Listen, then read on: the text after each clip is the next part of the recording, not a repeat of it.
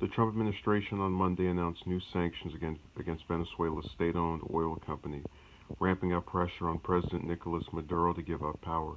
National Security Advisor John Bolton told reporters at the White House that the sanctions on Petroleas de Venezuela SA PDVSA will target 7 billion in assets and could result in 11 billion in lost sales over the next year.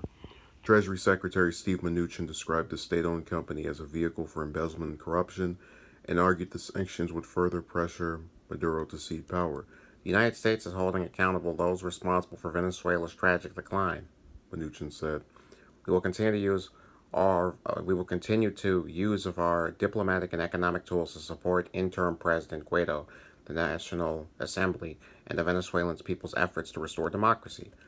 Mnuchin said he does not expect Americans to see an impact on gas prices and that the U.S. refineries will see only modest impacts from the sanctions. The move comes less than a week after Trump recognized Guaido, the leader of the Venezuelan National Assembly, as the country's interim president.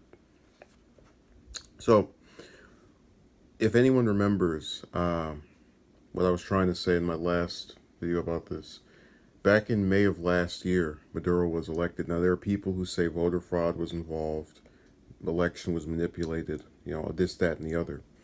But the cold hard truth is that the person, Guaido, that the administration wants to put into power has not been elected nor ran for the position or had any chance for the people's voice to be heard as in determining him as their president. That's a fact. So when I see Mnuchin say this is somehow restoring democracy by putting in a person who was not elected as the leader, I'm a little confused. But the most disturbing thing is that when you talk about how these sanctions that are oftentimes put on these countries the U.S. has problems with don't actually affect the head of state, but rather regular people that happen to work at these various facilities. It goes back to this classism issue. Oh, we don't like what the heads of state are doing in that one country, so we're going to have to make all the people there pay the price. That's why when the Trump administration put sanctions on North Korean officials, even though I didn't agree with it, because how are you going to get peace with them while you're sanctioning their top diplomats? I preferred that over regular sanctions, which again target average people more often than not. So it was specific in its targeting.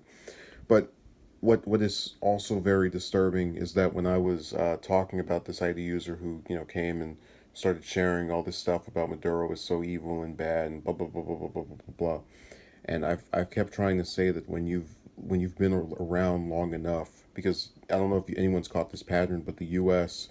At least since Trump, and obviously it's been before that, but I just want to lay this out year by year.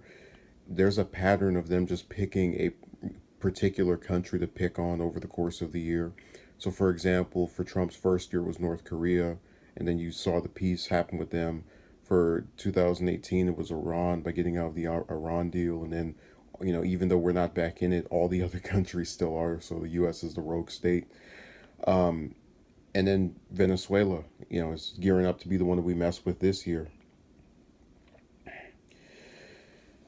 And these are all countries that Trump's national security advisor, the gentleman you see right here in that picture, has said that he wants to have regime change in, as far as North Korea and Iran. But also, he's indicated his disdain for the current leadership of Venezuela. So you have these people who are able to still to have been around for these various interactions we've had with these countries, the high profile ones that happen to make the news once in a while, and they still fall for it. They still will say it's a good thing they're putting sanctions on this company. Yeah, we got to get Maduro out of there. He's so dangerous and so powerful. So they say about every single country that's not their friend. I guarantee you that if you live long enough, you will literally see the U.S. say that about every single country bar Israel and Saudi Arabia. It's not a coincidence that Venezuela has the most oil and then the U.S. is going to target it. But we'll just keep playing this game. So it's sad, but people they have to stop being complicit in warmongering, accept the fact that the U.S. cannot and should not try to be everywhere at once.